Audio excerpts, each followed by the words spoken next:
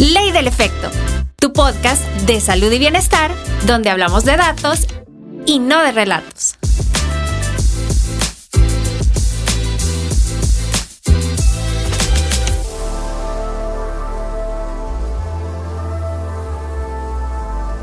Continuamos con la segunda parte de Ley del Efecto. Y más cuando estamos viendo este tipo de experiencias. Tú mencionabas, Patti, que habías tenido como 2 momentos entonces del diagnóstico. Un primer momento y un segundo momento. ¿Conoces a Marco en el primer momento o hasta el segundo momento? Háblanos un poquito quizás de esa parte. ¿Cómo llegamos donde Marco a ese proceso psicológico? Claro, como mencionaba también él, depende de cómo está el paciente para abordarlo. Sinceramente, en el primer diagnóstico, yo no tuve la necesidad o no sentí necesario consultar o dar manejo psiquiátrico en algún momento, ¿verdad? O psicológico. Y en la segunda vez tampoco, porque tenía pilares muy fundamentados. Tengo el apoyo de una fundación que son mis amigas con el mismo diagnóstico. Tengo a mi familia unida, tengo amigos que siempre han estado. Entonces, no me sentía en la necesidad. ¿Qué pasó y por qué consulté a Marco? Realmente, como les había mencionado antes de empezar a grabar, mi cuerpo sufrió muchísimos cambios durante el primer y segundo diagnóstico. Entonces, a pesar de todo, yo me sentía bien. Claro, es algo incómodo, pero en ese momento, ya en el segundo diagnóstico, en la recaída, tenía una pareja y todo iba bien. Pero cuando finalizamos la relación, yo dije, wow, ¿cómo voy a poder explicarle a otra persona todo lo que ya pasé? Claro, ahí sí ya me vinieron todas las inseguridades, obviamente, que no había tenido porque esta persona había estado conmigo, había atravesado todo. Para mencionarles que cuando a mí se me cayó el cabello, pues él terminó de raparme. Y son momentos que uno dice, ¡ay, qué bonitos! Claro, son muy bonitos, uno siente el apoyo. Pero al verme soltera, yo dije, ¿qué hago ahora? ¿Cómo me presento ante alguien? Obviamente no es algo que yo vaya a poder evitar contar. No se puede. Tengo cicatrices, hay temas sensibles todavía para mí. Entonces fue en este momento donde yo me contacté con Marco y realmente no fue el tema del diagnóstico, claro, por lo que yo lo contacté, sino por el área sentimental. Y después lo abordamos y realmente me doy cuenta, entiendo, de que hay procesos que todavía no he sanado. Y pensé que los había estado llevando bien. Claro, ¿verdad? Uno dice, no, me las puedo todas. No, siempre necesitamos apoyo. Entonces ahí fue donde lo contacté y vamos trabajando poco a poco. Sí, con todo lo que implica las dificultades de trabajo y todo eso, pero sí, como comentaba también, Patti, nos surgió, creo que, bueno, sí surgió en la primera sesión, el tema del cáncer. Sin embargo, sí como que detuve todo y dije, no, alto, eso tenemos que hablar de eso, tengo que conocer un poco la historia, ¿verdad? Del proceso, cómo lo llevó. Y obviamente todo en alguna medida está concatenado o conectado, ¿verdad? Y obviamente el impacto emocional después de una ruptura en este contexto, ¿verdad? De la enfermedad, pues obviamente va a generar mayor malestar, ¿verdad? Y mayor dificultad para la recuperación, digamos, de ese proceso de separación, ¿no? Entonces empezamos como a ver qué variables o qué cosas podían cambiar, ¿verdad? Para mejorar un poco el malestar emocional. Claro. Y entonces empezamos a ver qué materiales se podían cambiar, qué variables se podían modificar, ¿verdad? Para que tuviera un mejor proceso. Y es una muy buena consultante paciente porque hace sus tareas. cumple, hace sus tareas. Sí, es aplicado. Entonces eso es importante porque a veces los consultantes les cuesta un poco trabajar en casa o, digamos, seguir alguna indicación que se da sobre alguna situación. Entonces, eso creo que le beneficia mucho. Y sabes que escuchándolos también me pone como a reflexionar un poco, porque no quiero dejar pasar quizás aspectos bien relevantes. Uno, que a pesar que cuando Patti acude contigo no era el proceso de un diagnóstico de cáncer el que ella está, pero que tú tuvieras la experiencia y que el ámbito de trabajo para ti esté íntimamente relacionado, así como diríamos comúnmente como pez en tu charco. O sea, también te permite dar un abordaje muchísimo más integral que un profesional que estuviera también desde un aspecto clínico y que hubiese fácilmente, ok, pero tu motivo de consulta es este, entonces no integra toda esta historia. Claro. Entonces creo que también es como a veces relevante ver la importancia también de que con qué profesional estás acudiendo y cuáles son como estos conocimientos y esta experiencia que puede tener detrás tu psicólogo, en este caso tu psicólogo. Y que no fuera por el motivo, pues, pero ahí habían cosas como dice Patti, que en su momento, me imagino, en la historia clínica ya tú ya puedes ir viendo y hay una justificante por qué decir que hay aspectos que sí estaban como variables dentro del diagnóstico y dentro del motivo de consulta. Pero eso por un lado. Y por otro lado, creo que para mí algo que me hace mucho ruido en lo que tú mencionabas, Patti, es el aspecto sentimental que muchísimas veces nosotros desde afuera, cuando digo nosotros, familia, social, amigos, dejamos de lado cuando una persona ha pasado por un proceso de cáncer. Es como anulamos las partes afectivas, sentimentales, que una persona puede tener. Es decir, como no lo vemos como tan relevante. Y lo voy a decir así, alguien podría desde afuera decir, bueno, pero si en el primer diagnóstico todo te fue bien, ahora estás sufriendo. No sufras y mira, realmente no tenés por qué, ya pasaste lo más difícil que enfrentaste un día. Y desde esta postura, lo que estamos haciendo es anulando toda tu parte afectiva que sigue teniendo la misma importancia y la misma relevancia con o sin diagnóstico. Pero es bien fácil caer como en estos pequeños errores porque es como comparar cosas y minimizar una para alentar la otra. Porque no sé si ustedes, yo lo he escuchado, perdón, en algún momento, no sé si ustedes, pero no. Después que has vencido el cáncer, nada te tiene que afectar porque has pasado lo más difícil de la vida. Como un mandato donde ponemos algo que pareciera muy, muy catastrófico y difícil y ya lo superaste. Entonces nada te puede vulnerar en la vida. Porque ahora, después de eso, de hecho, los términos valiente, guerrera, que más, bueno, eso más que todo. Sí, son los más usuales. Son los más utilizados, pero para mí siempre ha sido como un cuidado. Y a mí me generan cuestionamiento, decir, pero es que sigue siendo persona y ser guerrero es como, pero es que yo no elegí esa guerra, ¿verdad? Primero no elegí esa guerra. Si me hubieran preguntado, yo digo, gracias, pero no quiero ser guerrera, porque no elegí eso. Entonces, luego podemos caer en estos errores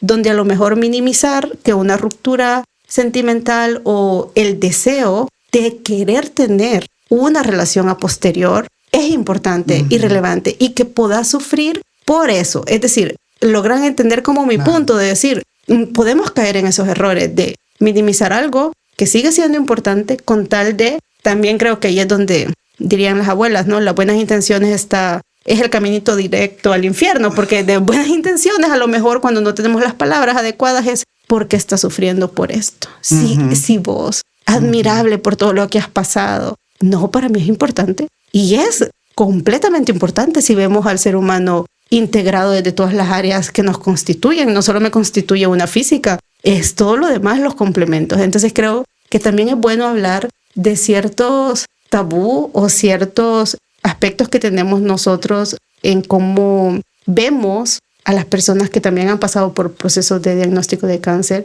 y lo que implica también buscar ayuda por otros motivos y que son completamente válidos. No necesariamente tienen que ser ligados a un diagnóstico. Sí, exactamente. Por ejemplo, la sexualidad es un tema tabú en el cáncer. Completamente de acuerdo. La sexualidad y la calidad de vida sexual que puede tener el paciente.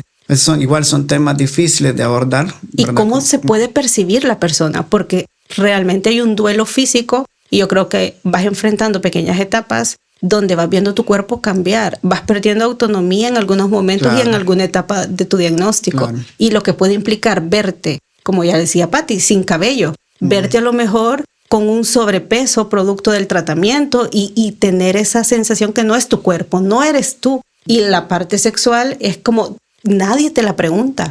Creo que nos da miedo preguntarle a la persona o al paciente como, ¿y tu vida sexual? De por sí nadie quiere hablar de sexualidad desde la educación, ¿no? Entonces, tú tienes razón, no es algo que se toque tan abiertamente y es lamentable. Sí, cuando abordo a algunos pacientes específicamente por el tema del cáncer, pues utilizo algunos instrumentos de medición en donde hay un área de la parte sexual, ¿verdad? Y notas la incomodidad. Sí, a veces sí, es como...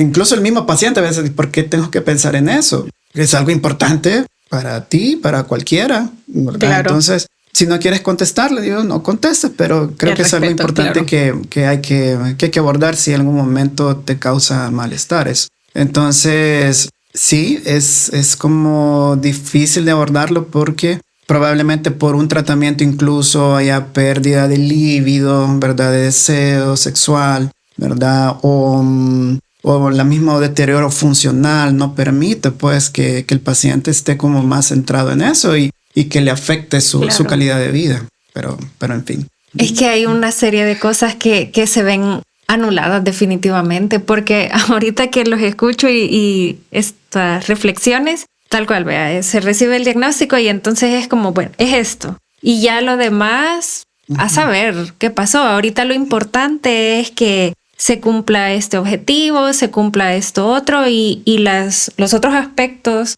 relevantes o normales, por así decirlo, ya quedan en un ni siquiera segundo plano, en un plano ya inexistente. Exacto, porque es lo que mencionaba Patti, desde la sugerencia del doctor o la doctora. ¿Para qué vas a seguir estudiando? Pues que es que depende, ¿no? Yo estaría de acuerdo una consigna tan drástica, no de la forma, pero en un caso donde realmente es imposible hacerlo. Pero es que imposible en todos los sentidos, hasta cognitivo. O sea, la persona no tiene la capacidad cognitiva para... Pero si hay autonomía cognitiva, si hay este proceso y se puede hacer, ¿por qué estas consignas tan limitantes? Le restringís todas las demás áreas de su vida. A mí me parece grave lo que tú mencionabas, Marco, del niño, ¿no? Me quiero ir a morir a la casa. De verdad, si estamos hablando de un niño de 13 años, tener esa consigna para consigo mismo y decir que ya, ¿qué más me puede ofrecer un sistema de salud, un sistema social? ¿Qué le podemos ofrecer? Nada, le dijimos que se fuera a morir a su casa. O sea, es grave realmente cuando vos lo ves y lo analizas un poquito, decir, es que realmente podemos decir eso. Es que entonces, ¿cuál es la concepción que se tiene acerca de la enfermedad aquí en el país y de parte de los profesionales? Que es como, bueno, vemos el diagnóstico sin importar el tipo, el estadio, estos aspectos más específicos, pero es como, ay, ya para qué, de parte de los profesionales, que no debería ser así porque son quienes, aparte, claro, tienen este conocimiento técnico, pueden saber más o menos, pero ya determinar que esta persona no debería seguir, en tu caso, Patti, estudiando o que no hay otra alternativa de tratamiento, es ya, bueno, ya no hagamos nada. Y yo creo que esa concepción se tiene mucho, aparte de, lastimosamente, esos profesionales también con respecto a las personas que reciben el diagnóstico, que era lo que decíamos hace un momento. Es una catástrofe, ya no hay salida de esto, entonces ya para qué seguir. Y si una persona llega con esas ideas y todavía el médico te dice, sí, no, definitivamente ya para qué seguir. Entonces, de hecho, ¿cuántas personas no llevarían el tratamiento por ese tipo de afirmaciones? Pues. Sí. Y después se preguntan los médicos, no, pero es que entonces, ¿por qué usted no quiere seguir el tratamiento? Y ya, ¿para qué si usted ya me dijo? Sí. Yo recuerdo una vez que estaba en una sala de quimioterapia dando una charla, ¿verdad? Y iba con otra compañera psicóloga y se me acercó una paciente, ¿verdad? Y me preguntó que de dónde íbamos y todo eso. Entonces me dijo, yo ya no quiero recibir el tratamiento, yo no quiero venir a la quimioterapia. Cuando venía en el bus, me dijo, yo deseaba que el bus diera vuelta, pero esa expresión emocional, verbal de este caso en particular, subyacen algunas cosas. La paciente estaba sufriendo por algo, ya sea por un síntoma no controlado, por escaso apoyo social, por escasos recursos, digamos, de afrontamiento personal que obviamente derivan en ese tipo de situaciones, ¿verdad? Allí a veces, como lo que comentábamos antes, y no es por agarrarla contra los médicos ni nada, ¿verdad? Pero sucede en el ámbito de salud que el paciente, cuando el médico hace ese tipo de expresiones, también se siente abandonado, se siente lo que a veces dice la paciente, dice, me desahuciaron, ¿verdad? Porque no hay nada que ofrecerme. Y nada más cerrado de eso, porque incluso si una enfermedad está avanzada, incluso hay una forma de tratar esa enfermedad. Y eso se llama los cuidados paliativos. Pero entendemos qué son los cuidados paliativos. O sea, yo creo que de entrada ahí, Marco, porque ¿qué son los cuidados paliativos? Sí, los cuidados paliativos son una forma integral de cuidar a un paciente que tiene una enfermedad que amenaza la vida, en donde el objetivo principal es controlar los síntomas derivados de esa enfermedad. Por ejemplo, dolor, debilidad, astenia, sangrado o cualquier otro síntoma físico que le cause malestar. Aparte de los síntomas físicos, el malestar emocional, psicológico, social, espiritual, existencial. Los cuidados paliativos abordan todos esos aspectos del paciente y se centran más en la persona que en la patología en particular. Entonces, por eso es que los equipos de cuidados paliativos deben estar integrados por un médico, una enfermera, psicólogos, trabajadores sociales, capellanes o pastores o sacerdotes, voluntarios o personas que espirituales, del ámbito espiritual, digamos religioso, espiritual. Y no hay nutricionistas. ¿Cómo no? También, excelente. ¿Cómo no dijiste sí, por nutricionista? Por supuesto. Y a veces se tienen muchas ideas preconcebidas de los cuidados paliativos. En realidad, desde un momento diagnóstico debería de haber un componente chiquito paliativo en los pacientes, porque a veces el paciente tiene dolor o tiene malestar emocional, ¿verdad? Se debería paliar eso, pero pasa un fenómeno. Es que aquí, perdón, no sé si es el fenómeno, pero quería decirlo. Aquí, o es la concepción que yo incluso puedo tener, cuidado paliativo es ya... final de vida. Ajá. No, ese es un tabú. Los cuidados paliativos no son exclusivos del final de vida. Desde el momento que un paciente sufre síntomas relacionados a la enfermedad, debería de haber un equipo de cuidados paliativos acompañando a ese paciente sin interferir en el tratamiento oncológico. Es que es incluso la semántica, porque acabas de decir paliar. Sí, y esto sucede en cualquier etapa. En cualquier etapa. Voy a contar otra experiencia. Una vez en un lugar donde daban tratamiento oncológico, yo me había hecho como un poco amigo de una paciente. No era consultante en particular, pero yo la veía y era muy simpática la señora. Y siempre la pasaba saludando. Entonces la señora un día estaba así, con el estómago así agarradita el estómago. Y yo me acerqué y le pregunté qué le sucedía. Es que no aguanto el dolor, me dice, no aguanto el dolor. Y mire, y le dijo al doctor, le dejó algo para el dolor. Es que me dice que es normal. Ah, sí, es normal, le dije. Y como dices tú, el enojo moviliza, ¿verdad? Entonces me voy a buscar el expediente de ese paciente, me voy con trabajo social, que me apoyara, ¿verdad? Para poder derivar a esta paciente al Hospital Divina Providencia para que le manejaran el dolor, ¿verdad? Y efectivamente se pudo hacer. Incluso creo que por la tarde llevamos a la paciente al hospital y se quedó ingresada, se le controló el dolor y la paciente continuó con sus tratamientos oncológicos ya más controladas. No era necesario. Sí. Entonces, a veces, incluso es una cultura médica que sucede este fenómeno, como que se pinta una raya y dice, este paciente para cuidados paliativos. Ese paciente es mío. Le vamos a dar segunda línea de tratamiento, tercera línea, cuarta, quinta, sexta. Y a veces llegan estos pacientes muy deteriorados al final casi de su vida. Y por eso que nos estigmatizan de que los cuidados paliativos son exclusivos del final de vida, porque nos envían pacientes con muy avanzada enfermedad, con un deterioro físico importante, en donde tratamos de abordar casi de crisis a la familia, al propio paciente, si es que puede cognitivamente hablar sobre las cosas que tiene pendientes o algo por el estilo. Entonces, se está tratando aquí en el país de promocionar, promover, sensibilizar qué son los cuidados paliativos, que no son exclusivos del final de la vida, ¿verdad? Sino que se pueden dar cuidados paliativos tempranos, ¿verdad? Para el manejo de síntomas, incluso síntomas que son puramente crisis emocionales o existenciales. Eso te iba a decir, porque justo yo, desde el conocimiento de un poquito de entender, lo entendía, valga la redundancia, así, que no es el final. O sea, realmente, a veces, claro, el paciente va a tener un dolor físico, pero a veces el sufrimiento es por aspectos existenciales, Sí, correcto. es el decir, tengo esta enfermedad donde ya se pasaron todas las fases, ¿no? Siempre la primera fase es, pues sí, la prevención, ya se pasó. No, claro. Luego el diagnóstico oportuno, también ya se pasó. Luego la intervención o tratamiento y luego tal vez la rehabilitación. Pero cuando ya pasaste todas esas etapas y llegaste donde el curso de ese diagnóstico, a pesar de todo lo que has hecho, va a continuar, pero es que desde el primer momento el sufrimiento puede estar relacionado a la pérdida de incluso la autonomía, qué va a pasar cuando Claro. llegue a esta etapa, cómo voy a Claro. sentirme en este momento. El miedo a dejar a los hijos. Y si o mi los rol era el hermanos. proveedor, Claro. el sostén, implica también irte distanciando de ese rol. Entonces, es bien complicado si solo lo vemos como en una pequeña esfera, ¿no?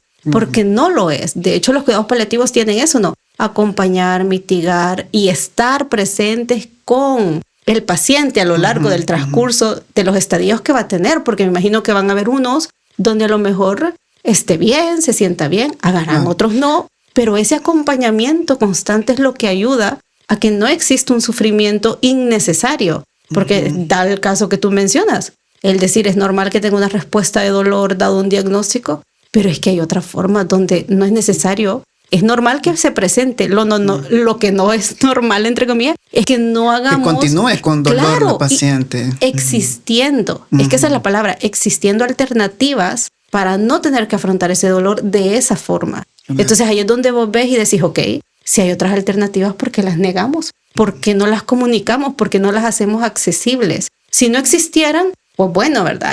Hay que tener la búsqueda de crearlas, pero si existen, están, ¿por qué privás? ¿O por qué obstaculizás que esta persona pueda acceder a ellas? Porque no es necesario. Y ahí es donde viene la relevancia de lo que tú dices, cuidados paliativos. Y tenemos que entender que yo siento que mientras no lo entendamos, como humanos es bien difícil darle lugar a lo que no entendemos. Es algo que, bueno, nos pesa, pero mientras no tenemos la comprensión sobre lo que es bien complicado darle lugar. Sí, se han hecho muchos esfuerzos, ¿verdad? Para que surja como una especialidad. Incluso ahora hay una residencia para médicos internistas para sacar esa subespecialidad de cuidados paliativos por parte de la Universidad José Matías Delgado. En el Hospital Sacamil, ¿verdad? Existe esa residencia. Ya se graduaron las primeras 5 residentes de cuidados paliativos. Y en algunas se están trabajando en hospitales nacionales ya con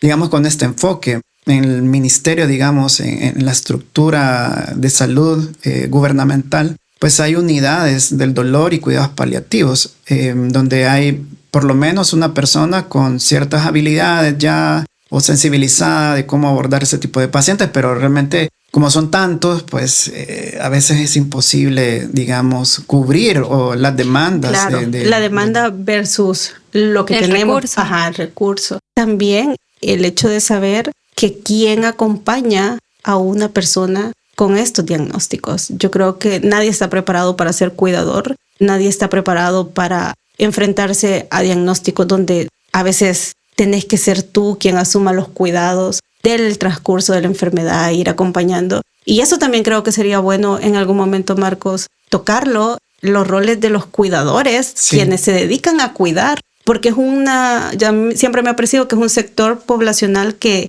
no tocamos mucho y que tiene un peso relevante. Sí, a veces me pasa que algún familiar me refiere a algún paciente porque o está deprimido, está muy ansioso o está llevando las cosas mal. Pero cuando yo abordo al paciente, ¿verdad? Probablemente él esté llevando mucho mejor que su familiar o cuidador principal. Claro. Entonces yo me pongo a pensar, bueno, quizás en una consulta yo tenga que hablar con su familiar o con su cuidador de manera un poco cortés o diplomática para no minimizar también, obviamente, lo que está atravesando el paciente. Pero sí, a veces es sufrimiento de la familia cuando me refieren a un paciente, más que por él. Probablemente es la familia. Es la familia, ¿verdad? Y sucede y me ha tocado a veces. Sí, no, yo de verdad que me quedo como insatisfecha en este episodio porque siento que todavía nos faltaron demasiadas cosas que tocar, que profundizar. Pero quizás para ir finalizando, Patti y Marcos, ¿qué le podríamos decir a las personas que nos escuchan sobre de todo un poquito de lo que hemos hablado, pero qué sería lo más relevante para ustedes que las personas que escuchan Ley del Efecto puedan tener presentes en este episodio? ¿Qué podríamos recomendar o sugerir o qué mensaje darían? Como paciente, lo que yo trato de hacer énfasis o dejar esa semillita en cada una de las mujeres es que tienen toda la potestad en sus manos, literalmente, de poder hacerse el autoexamen. La vez que yo me lo diagnostiqué o supe que había algo raro o diferente en mi mama, fue por el autoexamen. Y también que sean constantes en si el examen dice de que algo no está bien, que no lo dejen ahí, que busquen segundas o terceras opiniones hasta que su cuerpo diga, así, encontré el diagnóstico, porque así ha pasado. Uno tiene que valorar su salud y luchar por ella, aunque a veces se pueda topar con profesionales que le digan, no, pero el examen está bien, ya seguí con tu vida. No, ustedes tienen, todas las mujeres tenemos esa potestad en nuestras manos de poder hacernos el autoexamen, tocarnos, y entre más estemos familiarizadas con nuestro cuerpo, más rápido vamos a detectar algún cambio. Así fue como la recaída. Yo pude palparla y consultar. No pude el día siguiente, pero fue pero siempre día, bien ¿verdad? Oportuna, Muy y oportuna. rápido. La inmediatez, sí. Exacto. Ese sería como mi semillita, que se hagan el autoexamen. Bueno, quizás para hacer un poquito de conciencia que el malestar emocional en el paciente con cáncer tiene que ser como otro signo vital más. Presión arterial, pulso cardíaco, el malestar emocional se puede medir, se puede valorar y se puede abordar en el paciente. Y para eso pues debemos de acudir a un profesional de salud, ¿verdad? De salud mental, un psicólogo que pueda abordar estos temas, ¿verdad? Relacionados con esta enfermedad, y pues que a seguir adelante con los procesos y bueno, a promover siempre también los cuidados paliativos. Claro que sí. No, y realmente creo que no nos resta más que agradecerles. Agradecemos a Patti por venir, dar voz. Para las personas que nos escuchan, sabrán que en esta temporada estamos teniendo el lado de los consultantes o de los pacientes, y siempre con el afán de cuidar su integridad y su identidad, así que no se dan mayores datos, pero el objetivo es eso, ¿no? Que podamos tomar un tiempo de escuchar otras experiencias y también hacer reflexiones, así en compañía de los profesionales también, y decirnos a dónde a veces hay que acudir o qué es lo que tenemos que hacer, así como lo recomienda Patti. Así que muchísimas gracias, Marcos, Patti, para nosotros ha sido un gusto. Y como les dije, insatisfecha, así que tiene que haber un segundo, tercer episodio en otro momento, porque cuántas cosas quedaron afuera, Sandra. Sí, justo eso les iba a comentar, y lo dijimos al inicio, las puertas están abiertas para ustedes siempre. Definitivamente el tema es amplio, entonces sí nos gustaría conversar acerca de estos otros detalles que muchas personas están interesadas en escuchar, incluyéndonos, y agradeciéndoles, porque para nosotros es relevante que la gente pueda acceder a esta información basada en evidencia de calidad, y en este caso de la tercera temporada también escucharlo de parte de las personas que viven estas experiencias en primera mano, pero también para nosotras es muy valioso, porque en mi caso yo desconozco tanto, y al escuchar es como aprendo mucho también. Y bueno, esa concepción equivocada que debía yo admitir acerca de los cuidados paliativos, que para mí era esta etapa, y ahora conocer que no es así. Vamos a tener un episodio full de cuidados paliativos. Sí. Muy bien. Vamos a dejar eso para la próxima parte. Así que nuevamente muchísimas gracias. Gracias. Sandra. Gracias. Esto fue Ley del Efecto, tu podcast de salud y bienestar, donde hablamos de datos y no de relatos.